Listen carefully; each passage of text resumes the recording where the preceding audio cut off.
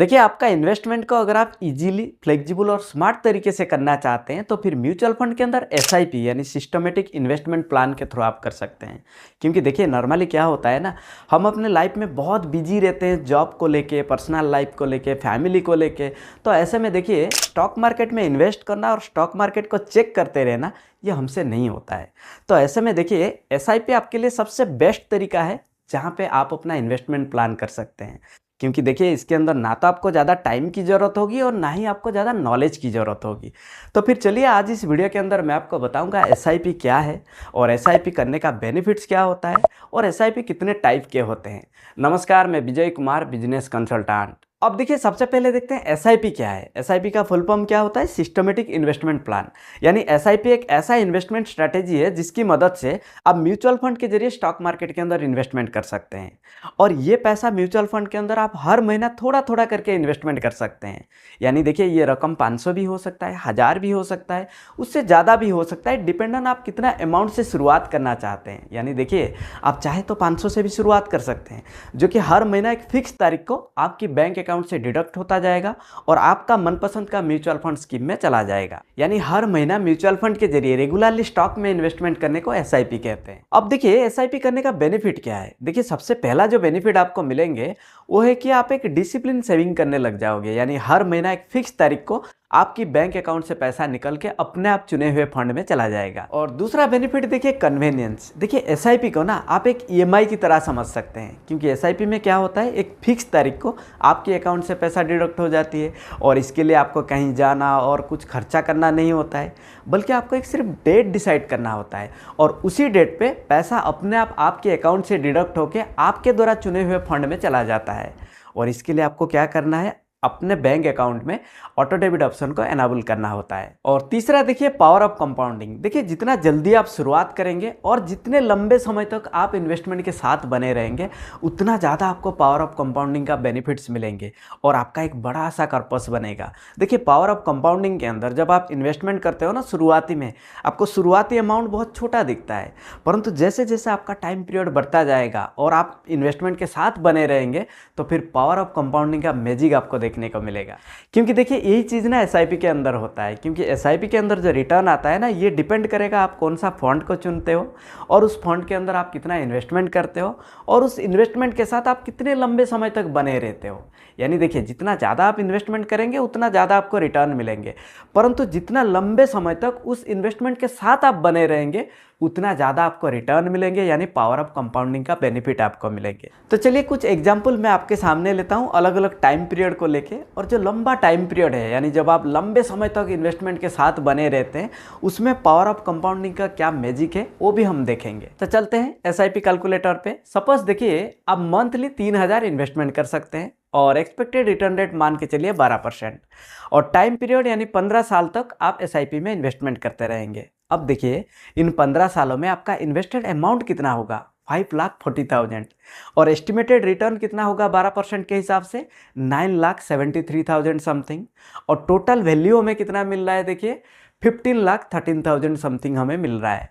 परंतु देखिए same amount और सेम रिटर्न रेट पे टाइम पीरियड 20 साल करके देखते हैं कितना पावर ऑफ कंपाउंडिंग का बेनिफिट्स मिलते हैं।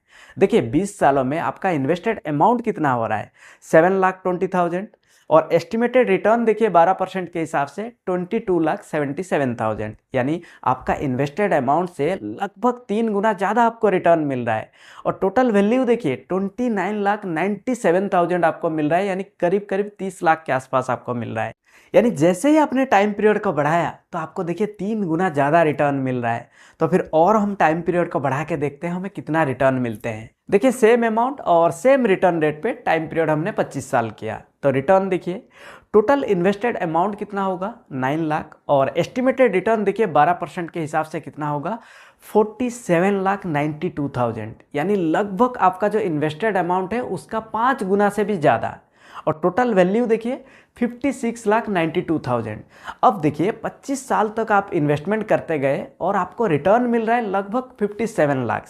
परंतु और 5 साल आप इन्वेस्टमेंट करना चाहते हैं और थोड़ा ज़्यादा आप रिटर्न कमाना चाहते हैं तो फिर पावर ऑफ कंपाउंडिंग का एक्चुअल मैजिक आप देखिए। Same amount same return rate पे टाइम पीरियड अब हम 30 साल किया तो रिटर्न देखिए टोटल इन्वेस्टेड अमाउंट कितना होगा, 10,80,000। एस्टिमेटेड रिटर्न कितना होगा 12% के हिसाब से 95,09,000, यानी लगभग आपका जो इन्वेस्टेड अमाउंट है उसका 9 गुना से भी ज़्यादा। और टोटल वैल्यू देखिए 1,05,89,000। ये है पावर ऑफ कंपाउंडिंग, यानी लंबे समय इन्वेस्टमेंट के साथ बने रहने में फ़ायदा। देखिए पावर ऑफ कंपाउंडिंग जो है ना, शुरुआती इन्वेस्टमेंट आपका बहुत छोटा दिखता है, परंतु जैसे जैसे टाइम बढ़ता जाता है आपका रिटर्न अमाउंट भी बहुत बड़ा हो जाता है। और देखिए अगर आप एक अच्छे फंड को चुन लेते हैं और उसमें 30 साल तक आप बने रहते हैं, और जो एक्सपेक्टेड रिटर्न रेट हमने 12% लिया था, एक अच्छे फंड के चलते मान के चलिए 15% तक रिटर्न मिल जाते हैं, तो फिर देखिए मैजिक हो जाता है। अब देखिए एसआईपी कितने टाइप के होते हैं। देखिए सबसे पहले हम बात करेंगे रेगुलर एसआईपी।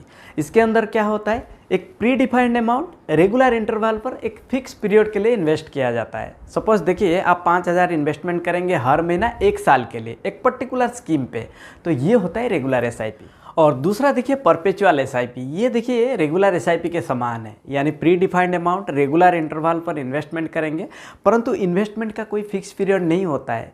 देखिए आप इन्वेस्टमेंट तब तक जारी रख सकते हैं जब तक आप खुद फंड हाउस से एसआईपी बंद करने को रिक्वेस्ट नहीं करते हैं। और तीसरा देखिए स्टेप अप एसआईपी। क्या होता है स्टेप अप एसआईपी? देखिए जो एसआईपी आप करते हो ना, उसमें हर 6 महीना 1 साल के बाद आप कुछ अमाउंट बढ़ाना चाहते हो। उसमें भी 2 ऑप्शन होता है। एक होता है आप परसेंटेज के तौर पे बढ़ा सकते हैं, लाइक देखिए 2,000 आप हर महीना एसआईपी कर रहे हैं और उसमें 5% हर साल आप स्टेप अप करना चाहते हैं, तो फिर 1 साल के बाद आपको इन्वेस्टमेंट करना होगा 2,100 रुपया। और दूसरा तरीका होता है देखिए परसेंटेज से ना बढ़ा के आप एक अमाउंट से बढ़ाएंगे, यानी आपका अभी एसआईपी चल रहा है हर महीना 2,000 और आपने डिसाइड किया हर साल उसमें 1,000 बढ़ाना है, यानी 1 साल के बाद आपका एसआईपी का अमाउंट कितना होगा 3,000, उसके फिर अगले साल कितना होगा 4,000, उसके अगले साल 5,000। इसी तरीके से आपका एसआईपी का अमाउंट बढ़ता चला जाएगा। इसके बाद देखिए ट्रिगर एसआईपी। देखिए ये जो एसआईपी है ना, इसके अंदर हमेशा जो एक्सपीरियंस इन्वेस्टर्स होते हैं उनके लिए सही है, परंतु अक्सर जो नए इन्वेस्टर्स होते हैं वो इसी तरह की एसआईपी से दूर रहते हैं। और इसके बाद देखिए फ्लेक्जी एसआईपी। इसके अंदर क्या होता है, देखिए आप अपना फाइनेंशियल कंडीशन के हिसाब से ना अमाउंट को चेंज कर सकते हैं, और मार्केट कंडीशन के हिसाब से आप अपना एसआईपी इन्वेस्टमेंट को ऊपर नीचे कर सकते हैं।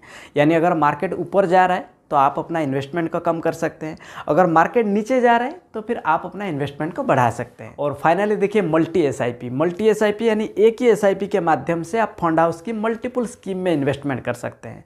सपोज देखिए आप 3,000 इन्वेस्टमेंट कर रहे हैं, तो फिर 1,000 करके आप अलग अलग मल्टीपल स्कीम में इन्वेस्टमेंट कर सकते हैं। और फाइनली देखिए म्यूचुअल फंड के अंदर रिस्क होता है, परंतु आपको हमेशा कैलकुलेटेड रिस्क लेना चाहिए। यानी अगर आपका लॉस हुआ तो 1,000 का होगा, परंतु अगर आपको प्रॉफिट हुआ तो 10,000 की प्रॉफिट होगी। और किसी भी म्यूचुअल फंड स्कीम में इन्वेस्टमेंट करने से पहले उनकी पूरा डिटेल को आप चेक करिए, लाइक उनका पोर्टफोलियो को आप चेक कर सकते हैं, यानी वो कौन सा कंपनी में इन्वेस्टमेंट कर रहे हैं, उनका फंड मैनेजर कौन है, उस फंड मैनेजर का ट्रैक रिकॉर्ड को आप चेक कर सकते हैं, और उस फंड का ना रिटर्न को भी आप चेक कर सकते हैं।